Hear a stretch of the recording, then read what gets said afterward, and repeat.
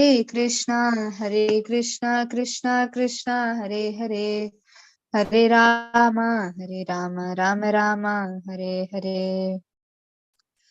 Yes, let's start with the Purushottama Yoga today, the 15th chapter of Bhagavad Gita. And I hope you can all see the screen now. Okay. The Yoga of the Supreme Person. If you see the title below in English, it's called as the Supreme Person, Purusha Uttama. Right in the 13th chapter, we saw that who is the enjoyer, Purusha, right? Prakriti and Purusha. Today's chapter is about Purushottama.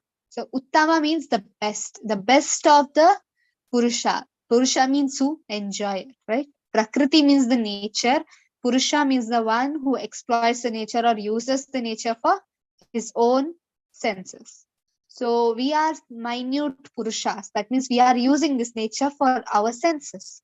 But there is somebody who is called Purusha Uttama. That means one of the best of the Purushas. Who is it? It's Krishna, right? The supreme person, Krishna. He is actually actual person to use this whole nature. Now, sometimes we may feel why Krishna is telling like that. Whatever you do, whatever whatever you are doing, whatever you are eating, whatever sacrifice you are doing, everything you should give it to me. Bhoktaram yagna tapasam yat karoshi adashnashi. Krishna is telling, give me, give me. So we might feel, why is Krishna so egoistic? Why is he telling everything I have to give him? Because it is his. See, when we ask, give me, for example, I have a mobile with me. Okay.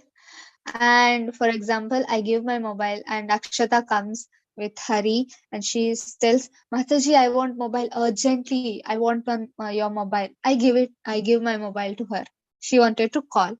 After that, she doesn't return to me. She uses my mobile. She enjoys with my mobile, right? She uses all the apps, all my MB, net pack and everything.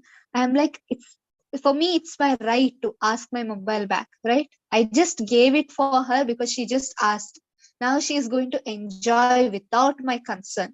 For example, if she is my sister, I can give her, she can take, but she's taking without, like, for example, I'm telling, she's using. Then what should I do? You give me back. I ask, no? It's my right to ask my property back. Similarly, Krishna has given this world for a temporary purpose for us. But then what do? We want to enjoy without Krishna. So Krishna is telling in Bhagavad Gita, not by ego, it's the fact. It's Krishna who is the Lord of this universe. He is the engineer behind this world, right? For every automatic thing, wherever we go nowadays, everything is digital and automatic, everything.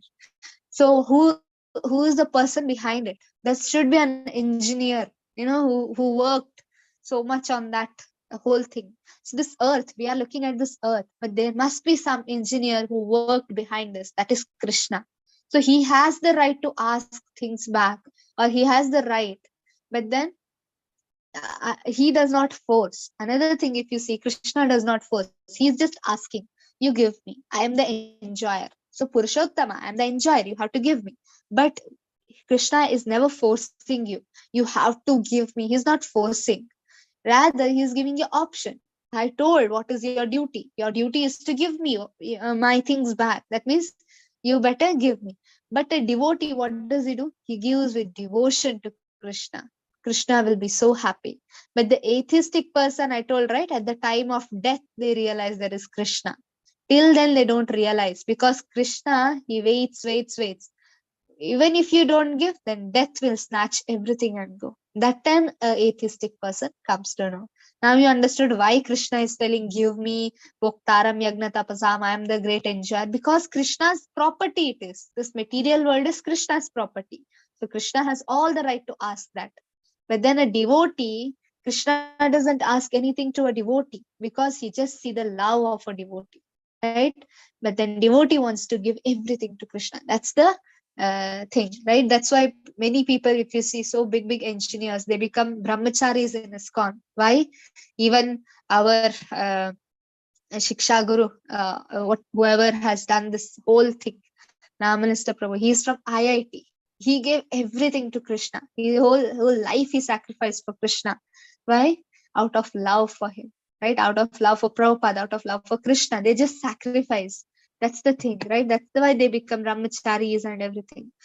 So that's the reason, because Krishna is the supreme enjoy. When you are in connection to Krishna, what happens? You also enjoy with Krishna. That's the different part of a devotee that normally people won't understand.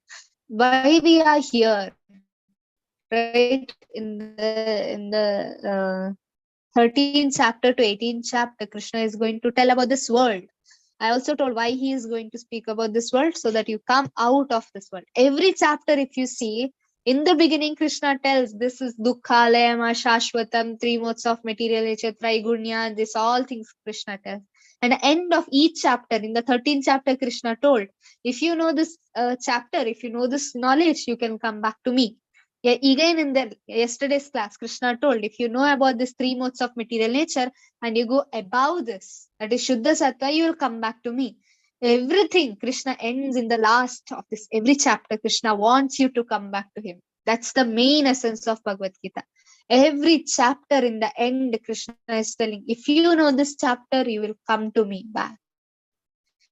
That means if you understand this chapter, if you realize this chapter and to come back to, is in nursing, and they are taking all this, uh, they are going for nursing sessions and everything.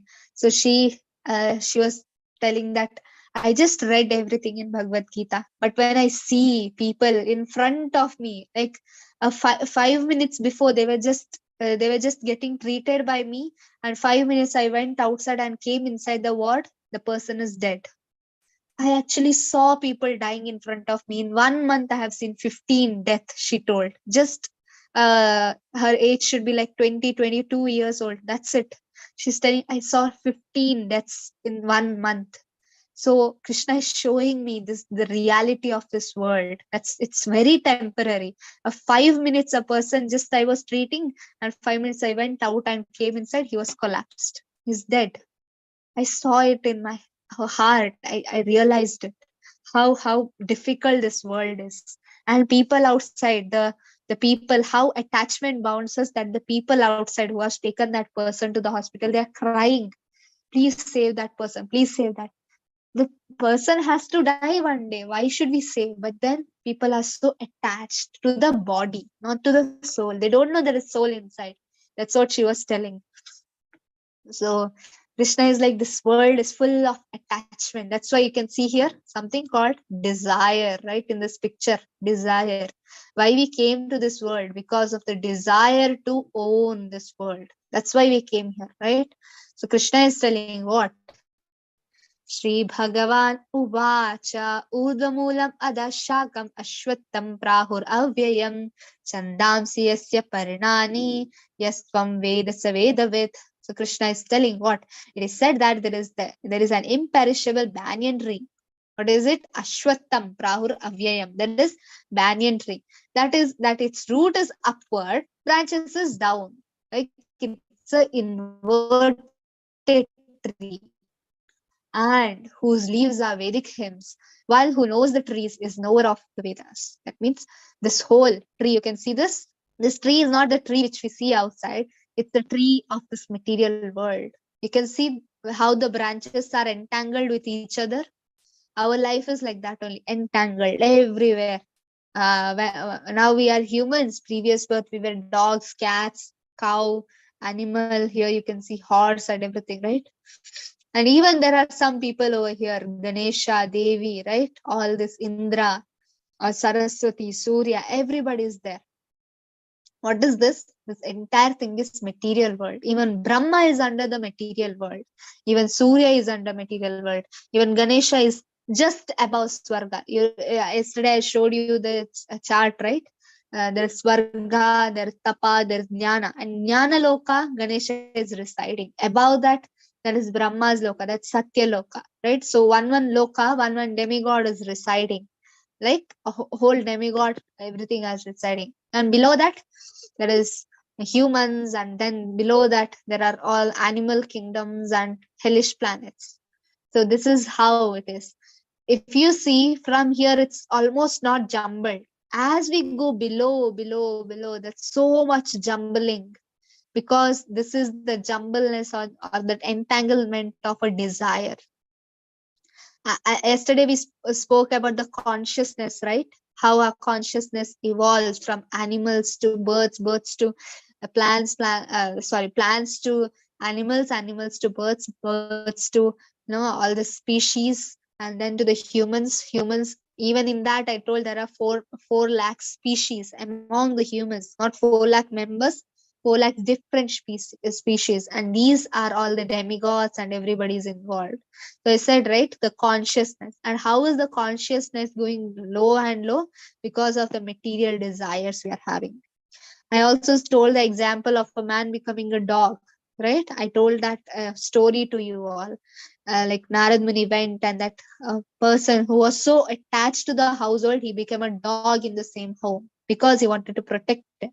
But then his karma was bad. That's why he became a dog. So similarly, our desires and our work, according to the desire we work, right?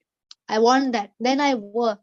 So similarly, you can see these two things: pious acts and impious acts. Pious acts, snake and ladder. How do we play?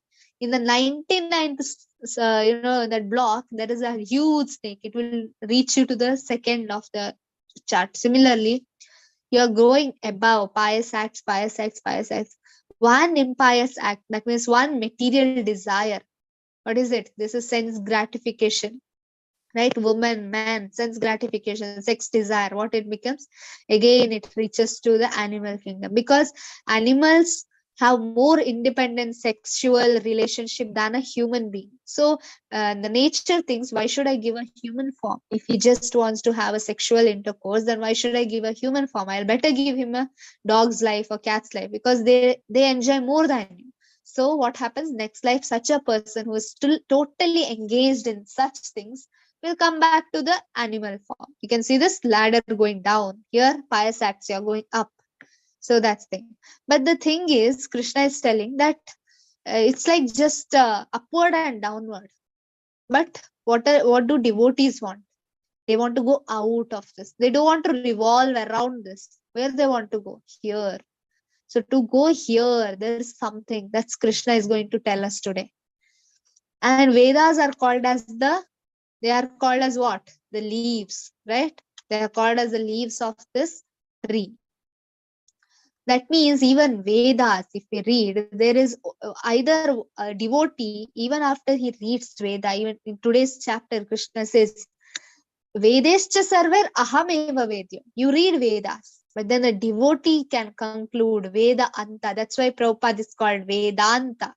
Why? He knows the end of the Vedas. People, the so-called Brahmanas and everybody, they are in the Vedas only, all these leaves. Right? Some Vedas, if you read, you reach upper planets. Some Vedas you read, you reach Swarga. Some Vedas you read and do yagnas, you reach to maybe Satyaloka till Brahma. But there is something which is the end of all the Vedas. That's Krishna. So one who knows the essence of all the Vedic literature, he can actually pass. Not just reading Vedas. So many people today, they are behind the Sanskrit, Vedas and everything. But what is the essence? What is the end of all of these things? What is the result of reading Veda? That only we don't know. Right? We don't know that main essence. We just want to read. So many youngsters, they want to read, but then they don't know what is the end of each thing. That's what the main thing which we are missing. That's what Krishna consciousness, International Society for Krishna Consciousness, is trying to give the main essence of all the literature, right? So that's what Krishna consciousness means. So the branches of the trees extend downwards and upwards. I told, right? The pious activities and good karmas will take you to the higher planets. And even there is no stability. One impious act or material desire, again you will come down. Right? I gave the example of the sexual desire. If you have that kind of a desire, then what happens? Prakriti will give you the form of an animal, because they will enjoy more than you. That's why. So nourished by the 3 modes of material nature, the twins of the objects of the senses, the tree also has roots going down, right? You saw that, so branches entangled and they are going downwards. These are the bounds of the fruitive actions of the human society. That's what Krishna is telling here. Why this is called Urdhva Moolam Adhashakam? That means Urdhva Mula. Urdhva means upward is the root. And Shaka, that the branches are Adha, that means downwards. Why it is told? Because of the desires we get downward. So when you see a downward tree, where do you most of the time see a downward tree? Where do you see? It's almost a reflection, right? You see in the water. Yes, it's a shadow or reflection, right? If you have a stream and there are coconut trees, if you go to Kerala and Bangalore side, if you come, you see coconut trees around the streams. Streams will be running and coconut trees. You can see the shadow and the reflection of the tree in the water. But that does not mean that's the real coconut tree, hung upside down. Not like that. If you see a reflection or a shadow, that means there is something real, right? If you see some reflection or a shadow in a street, then you conclude that there is something real thing, right? Where whichever shadow is falling, like if the tree, coconut tree reflection is there or shadow is there, then there must be a real tree or a real coconut tree, right? So which is that real tree? What do you think is the real tree behind this reflection? Urdhva Moolam Adha Shakam is like this. So where is the real tree? Where did it go? Where is it? Anybody knows? Just think. Yes, anybody? Your voice is breaking, Mataji. Yes, anybody? Where is the real tree? If material world is a reflection, then so where is the real? Yes, Rishi is right. It's spiritual world. It's Goloka, right? You saw this picture behind. You saw this, right? This is a reflection of a tree, which is so broad and wide. But then there is something real tree. You can see this is upside down. Then this is correct form of the tree where Radha and Krishna are staying, right? That's Golok Vrindavan. Okay. So then, no, heaven is inside this. You see Indra, Akshata Mataji, I'll show you. Heaven, you can see Indra here on the Airavat. Where is he? He is not outside. He is inside this tree. You can see even heaven is inside this. Even if you go to heaven, what happens is, I'll tell you, even if you go to the heaven, you may stay there for 10,000, 20,000 years. If your life is 100 years in the earth, in the heaven, your lifespan will be like 20,000, 30,000 years. After that, according to how you die in your human form in the earth, and you get next life according to your karma, right? If you die on earth, you get according to your karma, next life. Similarly, if you die on heaven, even in the heaven there is death. Even Indra is not permanent. He tells that I am also not permanent, Krishna.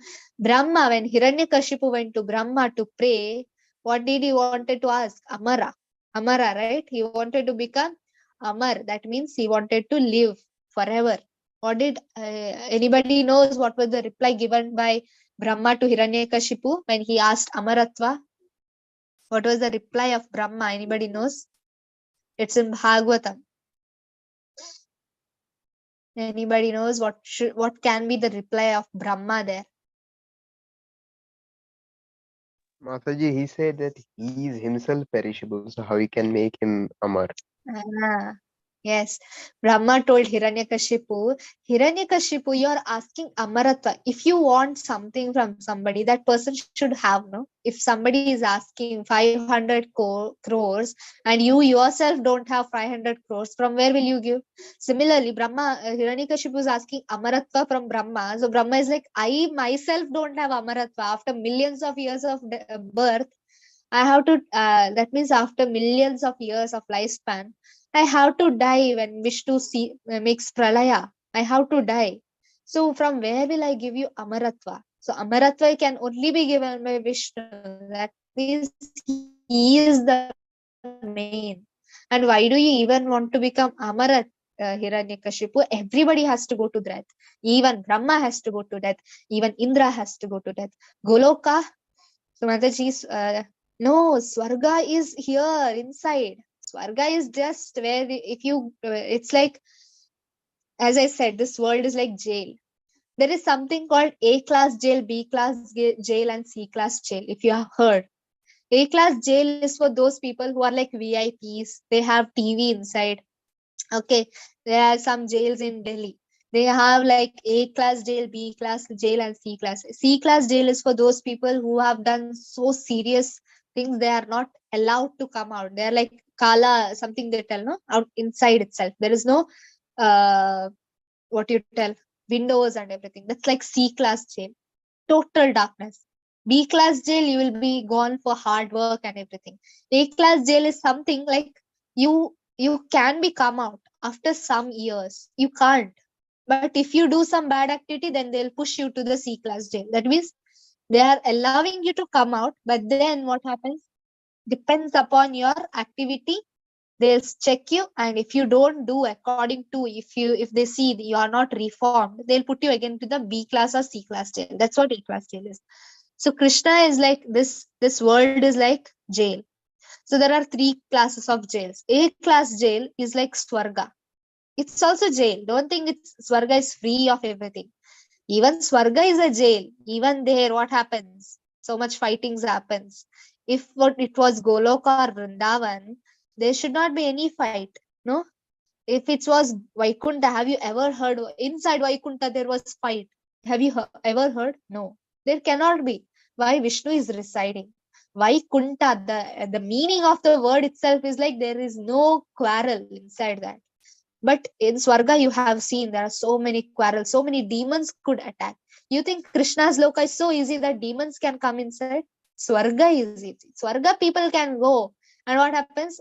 After some days, they'll be checking. Krishna will check you if you are really qualified to come to Swarga or not. Then, even if you are qualified, what happens? Krishna will check. And if your activities are not good, even Indra had to come like a pig when he did a wrong deed. Even Indra got cursed and he had to come as a pig in this material world. So, similarly, you are in A class jail, but you're not outside the jail. When you're outside jail, when you are a devotee and you're not concerned about Swarga or Brahma's Loka, you're not concerned. Swarga is just a place where you can enjoy. That's it.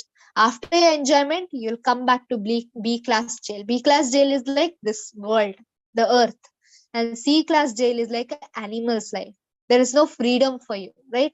A dog cannot say, I have to read, I have to read Bhagavad Gita, I have to get liberated. A dog cannot say. He is bound by karma, right? Tiger cannot say. Tiger has to eat flesh. He can't live on grass.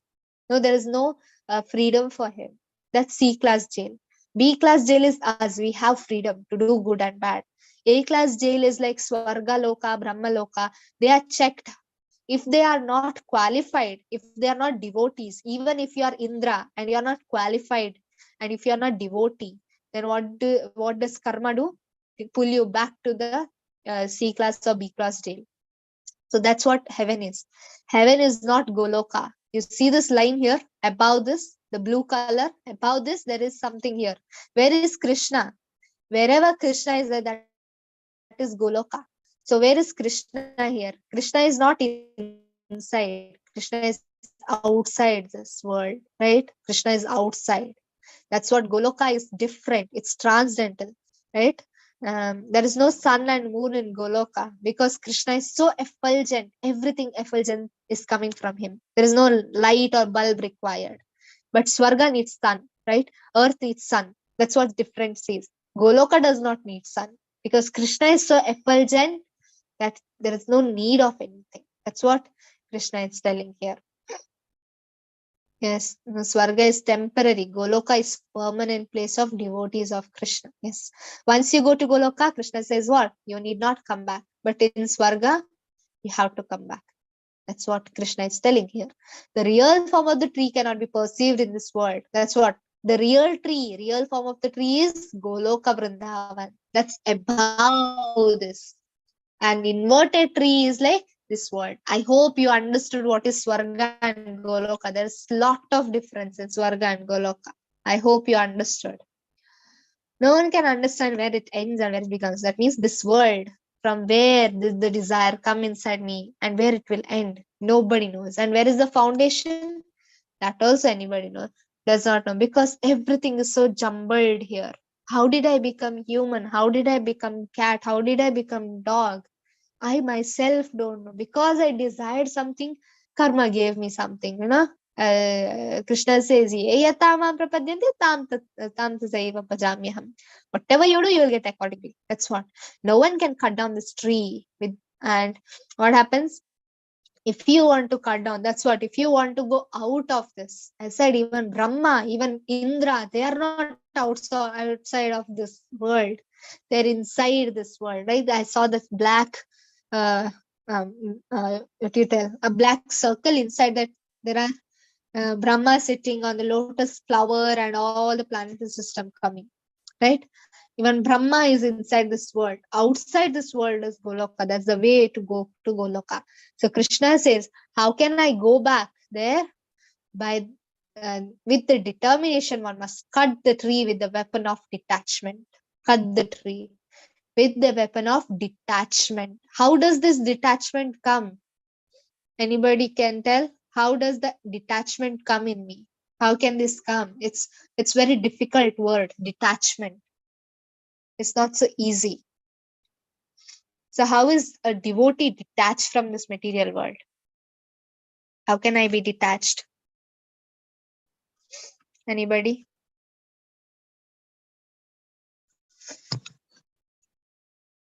How do I get detached from material world? What does Krishna says? When you do bhakti, what happens? Yes, Saira's told bhakti. When you do bhakti, what exactly you're doing? What are you doing? Whatever you're doing, to whom you're doing that things. Yes, chanting whose names? Krishna's names, yes. Chanting Krishna's names. When you constantly keep chanting Krishna's name, what develops inside you? What happens to you? That's the way to get detached. You get attached to Krishna. As I told in previous classes, you need not work on the detachment. Oh, I should be detached. Oh, I should be detached. You need not do that. Did you ever see ISKCON devotees getting afraid of this material? They are in this material world. And what are they doing? They're 24. Yes, 24 into 7. They are thinking about Krishna, right? That's how devotees are. They are not bothered about this material world. Rather, they themselves surrender to Krishna. That means they're, how do you surrender to Krishna? First of all, start chanting. When you chant Krishna's name, what happens? You're constantly thinking about Krishna, right? When you start chanting Krishna's name, when you start hearing Bhagavad Gita, Bhagavatam classes and everything, what develops inside you? That's Krishna's attachment.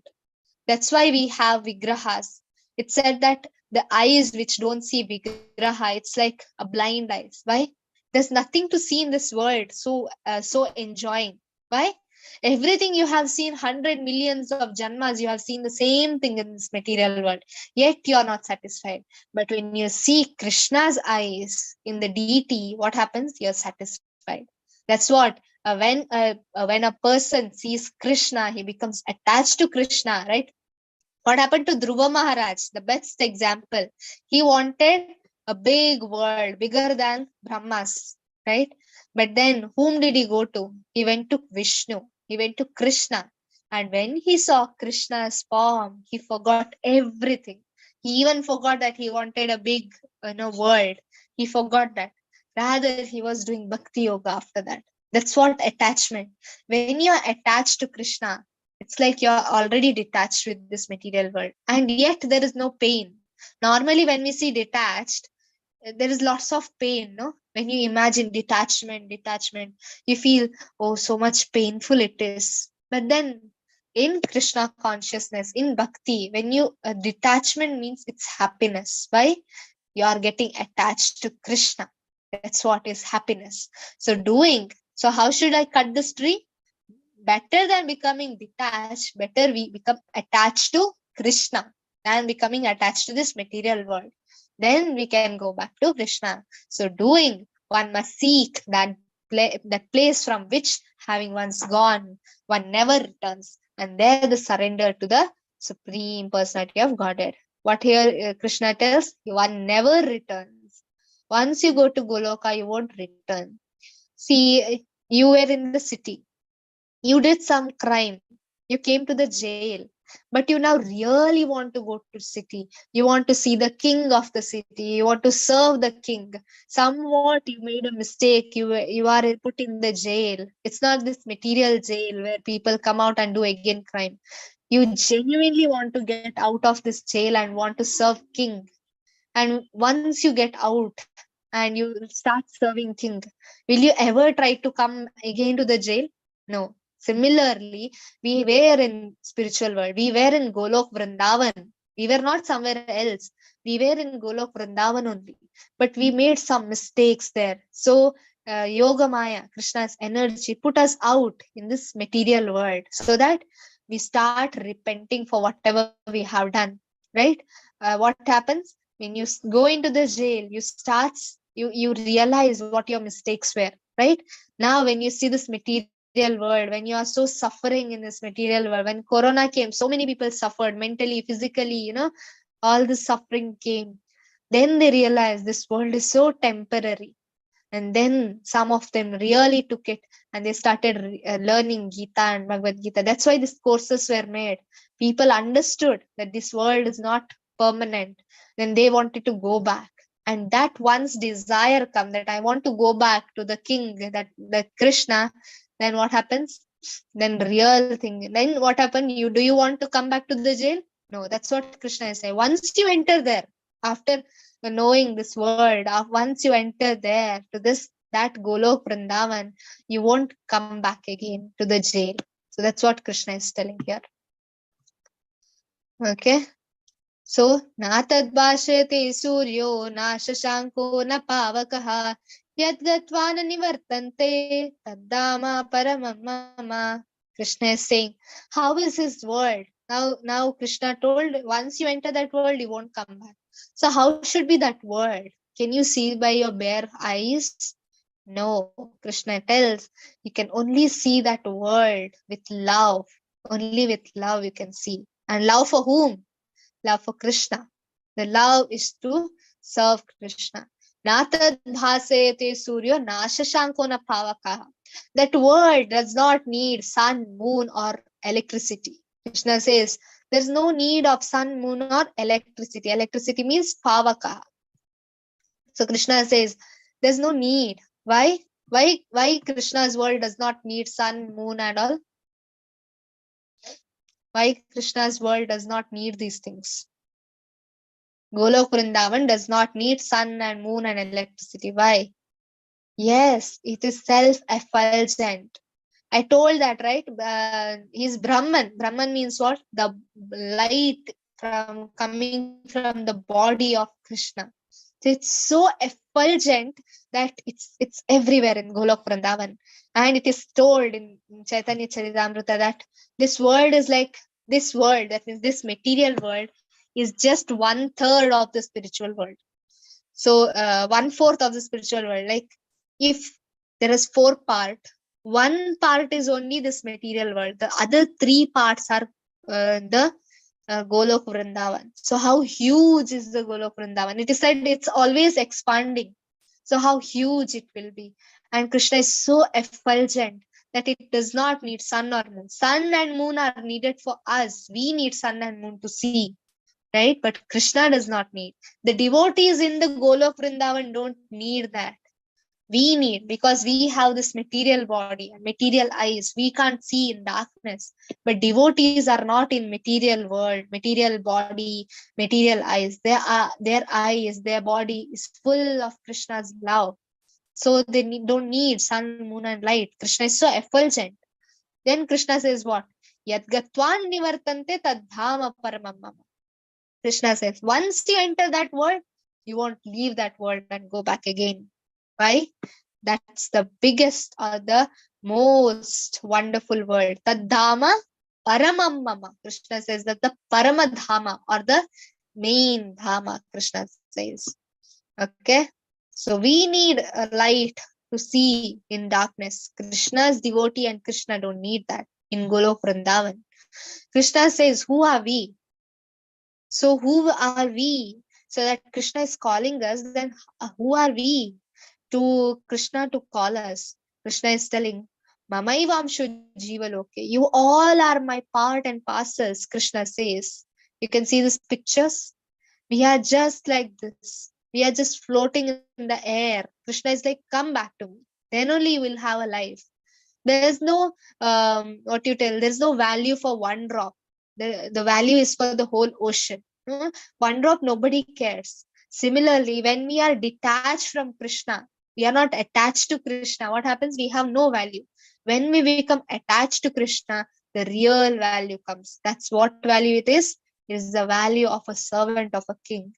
A servant, if he doesn't serve a king, what happens? He does not have a value because he has lost his job. He has not no value. But when he comes back to his service, what happens? Everybody starts praising him. Yes, you have to do this service. And this service, it's not like material world. When we say we are servants of Krishna, servant, we start comparing to this material world ka servant. When we say servant in this material world, it's mostly connected to exploitation, right? It's mostly connected to exploitation. Servant means you are exploited. But in spiritual world, if you are servant, actually you enjoy more than Krishna, serving Krishna. Krishna will think, how is this servant enjoying more than me when he is serving me? You are serving Krishna, you are giving butter to Krishna, and more than Krishna becoming happy, you are happy when you are giving butter to Krishna. So that's the happiness you enjoy in this the spiritual world. Ulta, right? In the reflection mode. Here, it's exploitation. There, it's the top love of Krishna. So Krishna says, Mamaivamshu Jivaloki, you all are my part and parcels. Jiva Bhuta Sanatana. How are these part and parcels? They are eternal. Sanatana. And what they are doing in this material world, Manasashtani Indriyani, that means with the mind, all of the 5 Indriyas. So totally 6 elements with those things, Prakriti and the Prakriti, they are what they are doing. They're sthani karshati. They are struggling with all these senses and nature in this material world. What are we doing? That's what Krishna is telling. You are my son. Right? When father sees a son struggling, he won't feel nice. But the son himself does not want to come back to Krishna. What can father do? Right? Father is giving you a love letter. My dear son, you're my son, you're my part. Please come back. Why are you struggling in this material world? Please come back. But we are so reluctant. We don't want to come back to Krishna. You're like, I'm enjoying, my dear father. I don't want you. But reality is that what you are enjoying, you have enjoyed 34 lakh species, 84 lakh species, you have enjoyed the same happiness. But then what's the use? You are not getting the eternal happiness which you get with your father, right? That happiness you can't get here. That's what Krishna is telling here. The living entity in the material world carries this different conception of life from one body to another. Like the air carries aroma. Thus, he takes a kind of body, again quits that and takes another. Right? Similarly, if you want a more, tongue pleasure, that means whatever you want to eat nicely, then Maya, this Prakriti, she gives you a body of a pig because pig enjoys that more, eating whatever. And for example, you want to eat meat.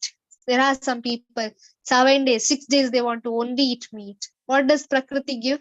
After their death, they'll be sent to a body of a tiger because tiger will enjoy the meat eating more. No, so tiger's body is suitable for you. So she gives you a tiger's body. Whatever Krishna says, whatever is suitable according to your desires, because you had a desire to do that. Krishna thinks this is your desire. So Krishna is like a father, a loving father. Even though you're a spoiled child, what happens? A father has to give with the stone heart. You know, you father knows you will feel, you will suffer, but then what happens? You are so stubborn that you don't want to hear father, and out of stone heart, putting a stone inside the heart, Krishna is like, okay, fine, take it, don't I don't want you to see sad, but then this is actual sadness. Until you realize that you are in trouble, till then I won't come in front of you. That's what Krishna is doing now. Until we realize that we are in trouble, Krishna won't come in front of us. He won't. Till then, we have to do devotional service to see Krishna. It's not so easy to see Krishna. That's what many of them, they act like they have seen Krishna, but it's not easy to see Krishna. Krishna won't come in front of us so easily. We have made Krishna, we have rejected Krishna for so many lifetime. We ourselves, Krishna calls us every life, he calls us. We ourselves reject Krishna. What can Krishna do? Krishna can't force us. Krishna won't force us. We ourselves voluntarily have to go to Krishna. Till then, Krishna will wait, right? So till then, what happens? We, according to our desires, we keep on getting bodies, right? We keep on getting bodies, and some blessings of some Vaishnava, we try to hear about Krishna, and then after millions of birth, we become eligible to hear about Krishna. The living entity thus taking another gross body, obtaining a certain type of ears, tongue, nose, sense of touch, and the grouped of about the mind, he thus enjoys the particular set of sense objects. For example, if I'm a kind of person who wants to become like a king or a president, but in this life, my karmas are not that good. You know, I'm in a body of, low caste, or kind of very, tribal area, but I have a desire to become like a president of some president of my own village, but then I can't become because of my karmas. But then as I go move from one body to another, as my karma accumulates, and what happens? You can't put a seed in unfertile land. You want a field which is perfectly fertile for that particular seed. Similarly, there is seed of desire to become a president, but then the field is not proper. That means your karma, your activities are not proper. Till that Prakriti waits, she keeps the seed with her. And then once you get birth in America, in a rich family, in a aristocrat family, then she pours the seed. What she pours the seed, and suddenly an election comes. You feel, I want to become president. I want to become president. From where that desire came, you don't know, right? Because in the past 10 or 20 janma past, you had a desire to become a president of the village. The Prakriti remembers. You forget. Prakriti remembers. After 20 of janmas, when the opportunity comes, when the field of your karma and everything is perfect, she pours that seed inside your heart. What is it? I want to become president. Suddenly that desire comes, and you win, and you become a president, right? So that's what Krishna is telling. A particular body will be ready for you. Until then, you will accumulate some karma, some desires, and then you get into that body. It's very, very difficult to understand about karma. It's not so easy to understand about karma. But then Krishna says it's all because of the three modes of material nature. Yesterday we discussed sattva, rajas, and tamas, right? Everything is revolving around the prakriti or the maya. So Krishna says the foolish cannot understand how the living entity can quit his body, nor can they understand the sort of body he enjoys under the spell of the modes of nature. Right? We are always walking. We walk, we see, we talk, but nobody asks such questions, that from where this energy is coming inside me, that I could walk, I can speak, I can see. From where do I get this energy? Who is digesting the food inside my body? From where did this body come? Who designed this body? Similar, like my body, same intestine, similar structure is in your body, right? Who created this body? How is this body so structured, so fine? Nobody has the questions. So Krishna says a foolish cannot understand these things, only intelligent. So again, clap for yourself. You are intelligent. You are able to understand these things. So yes. So, but one who knows the eye and trained in the knowledge can see all of this. So Prabhupada is training us in this, right? You can see this. You are driving a car, but you are not a mechanical engineer, and you don't know anything about the car. Can you treat this car if your car is spoiled? Can you treat? Can you make it proper? No, you can't. But a professional, he comes and he sees. Immediately seeing it, he clears everything. He's a mechanical engineer. He comes and he sees, just by seeing, he comes to know the problem and does. Similarly, a doctor, you don't know what is happening inside your body. You're bleeding, but then you don't know how to stop it. But a doctor sees immediately. He brings a bandage and ties you, and he knows how to stop the bleeding, how to stop your disease, how to stop your fever, right? You don't know, but a doctor knows immediately by seeing. Why? He's an expert. He's an expert. A mechanical is expert in mechanics. A doctor is expert in the human body science, right? But then we are not. But what happens?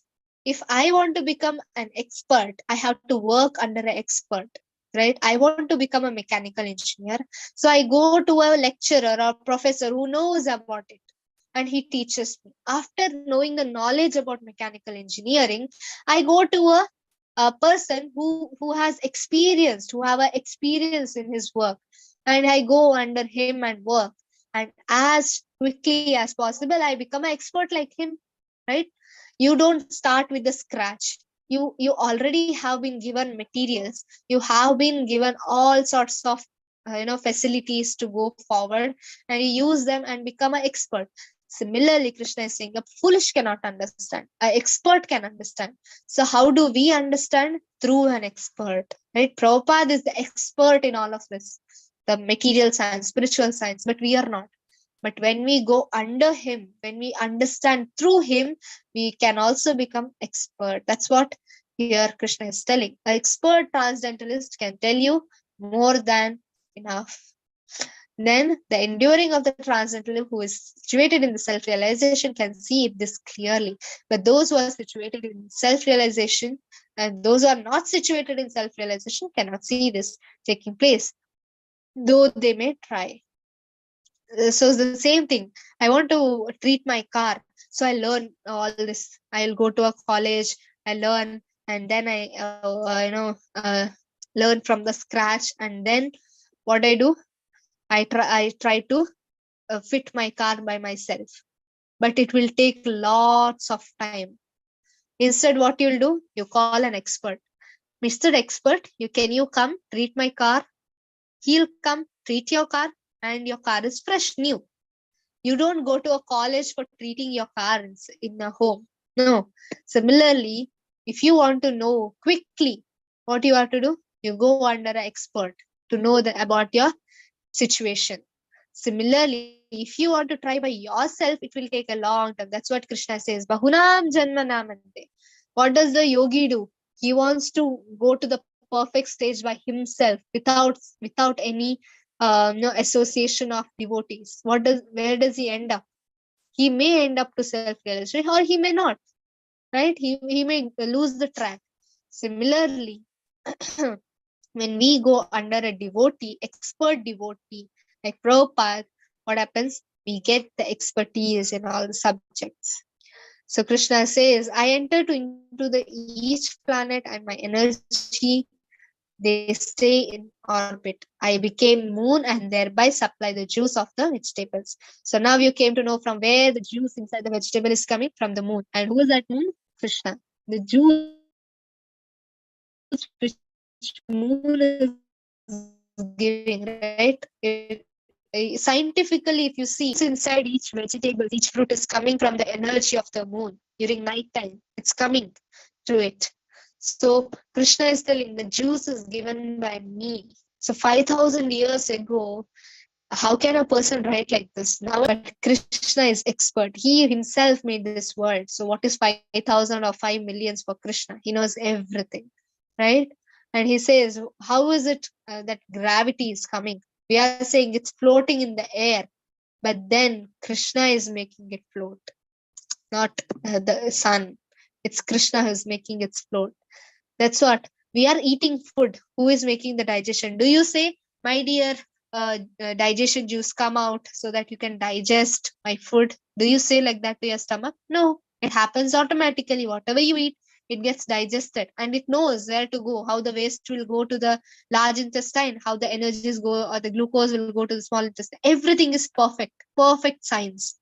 Krishna has made everything perfect. You need not worry anything, right? The fire inside the stomach, which can, convert the food into small pieces and then to glucose. Everything is Krishna's energy and his intelligence. Everything. So Krishna says, Sarvasya chaham hridisannivishto matta smriti jnana apohanam cha vedescha sarve rahameva vedyo vedanta kridveda videva chaham. What is Krishna saying? Sarvasya chaham hridisannivishto. Where is Krishna saying? If somebody asks, where is Paramatma in my body? Then you can tell. Krishna told where? Hridisannivishto. I am in the heart of every living entity. So don't get confused. Even the soul is staying in the heart.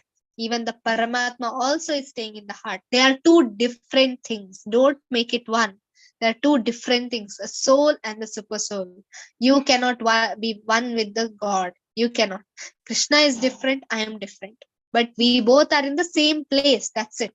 So Krishna is saying, Hridisannivishto. And sitting in the heart, what is Krishna doing? Matta smriti jnana apohanam cha. I give remembrance. Whatever we remember, that's given by Krishna.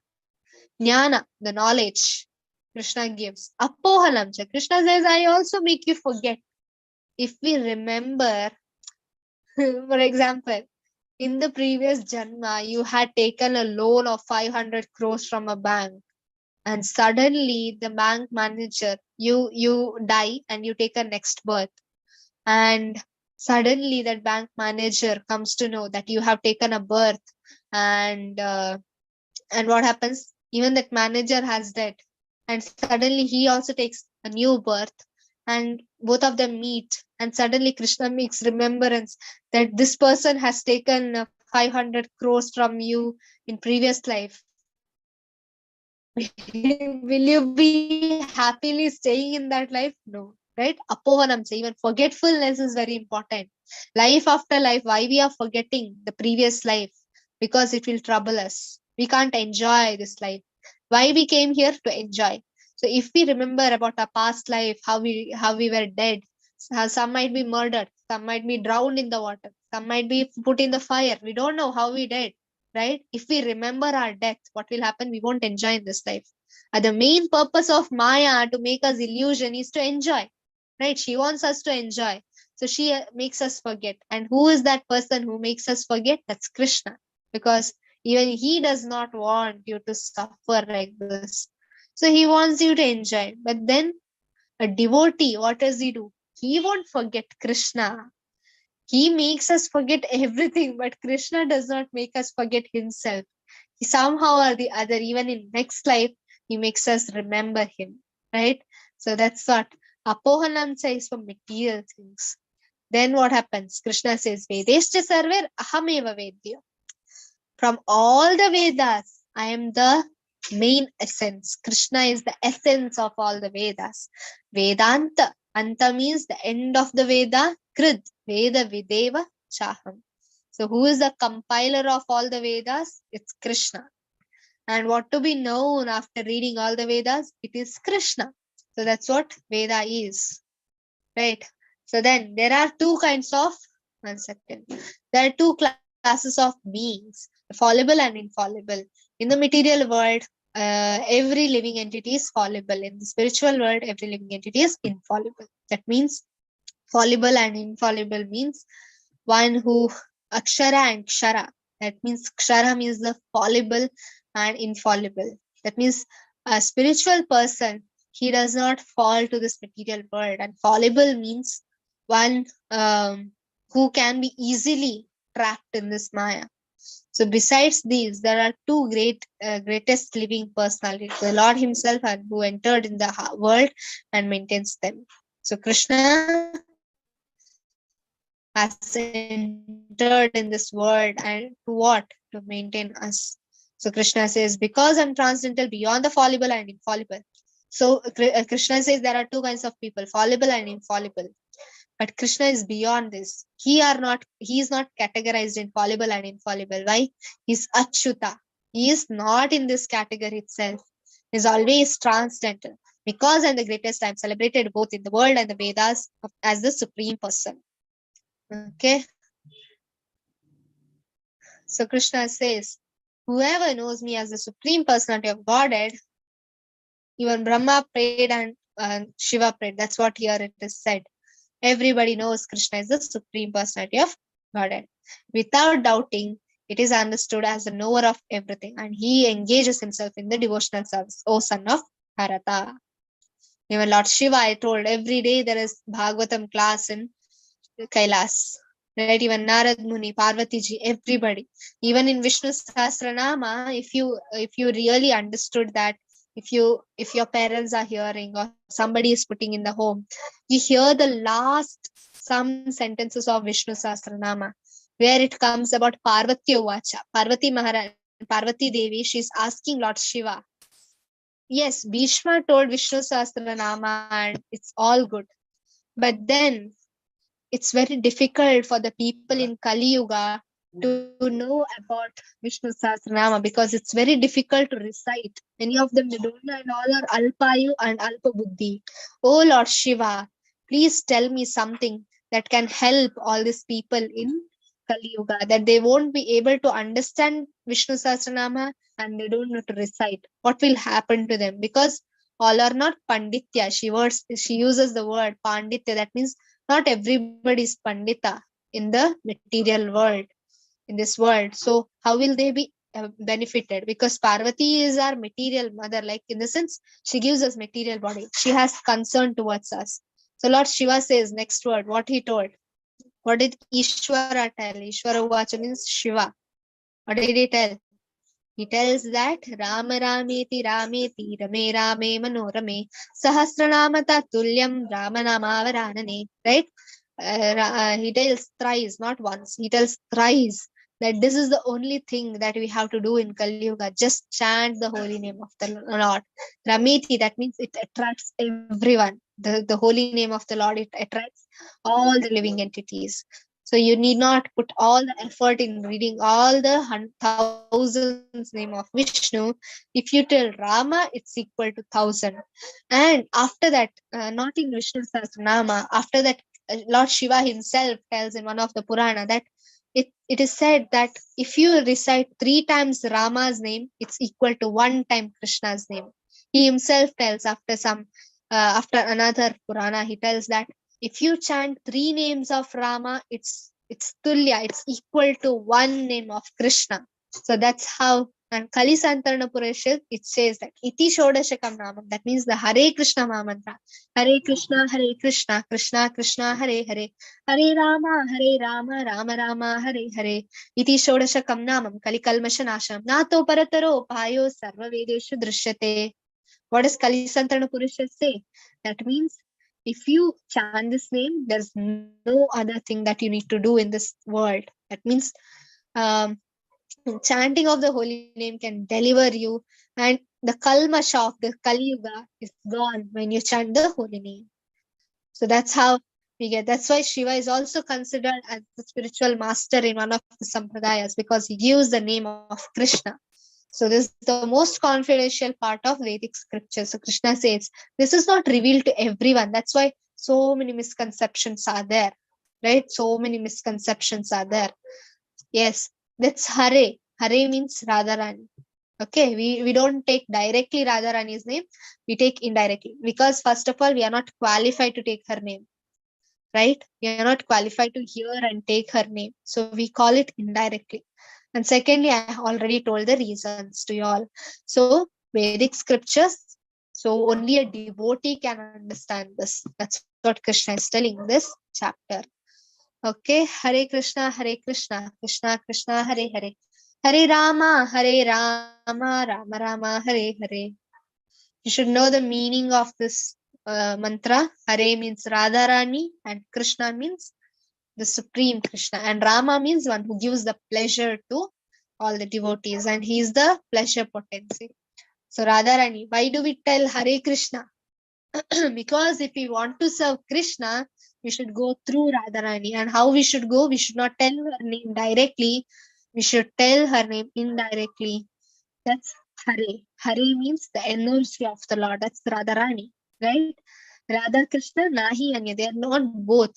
Like the sun and the sun's rays, right? Sun and sun's rays cannot be made separate. Similarly, yes, she is the Urja. Okay, so is the Urja or the effulgence of the Lord. That means spiritual effulgence or the spiritual energy of the Lord. Okay, so that's the Alhadini Shakti she is called as. So that's why we should not disrespect her just like a small girl. She's Alhadini Shakti. She gives pleasure to Krishna. She is the Shakti of Krishna. Okay, so we don't take her name directly, rather we take her name as Hare. One, because we are not qualified to take her name like Vrindavan Vasis. Secondly, what is it? She is in the separated mood when we tell Hare. And separation mood is more happier than when we are together, right? If you are together with your family, you won't remember them much. We don't give value.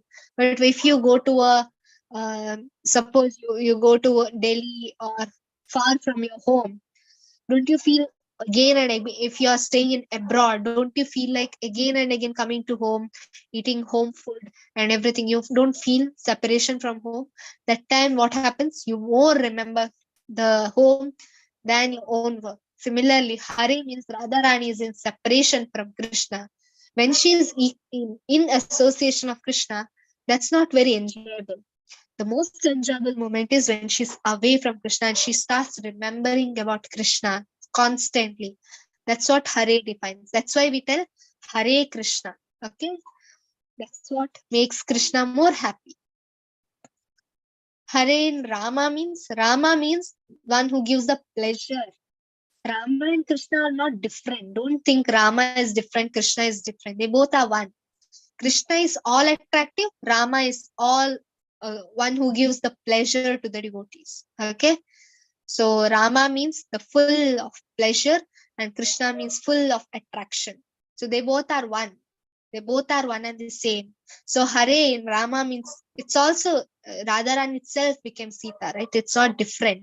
She itself is giving pleasure to Lord Ram. So even she is the same. I want to serve Lord Krishna. I want to serve Lord Rama. So how do you serve? Through Radharani. That's the main essence of the Hare Krishna mantra. Now you got it? Okay, are there any questions further? If not, we can end. Yes, I'll share. Okay. Hare Krishna. Vancha kalpatarubhyascha kripa sindhubhi eva cha patitanam pavanebhyo vaishnavebhyo namo namaha. अनंत कोटि वैष्णव वृंद की जय, श्रील प्रभुपाद की जय. हरे कृष्णा.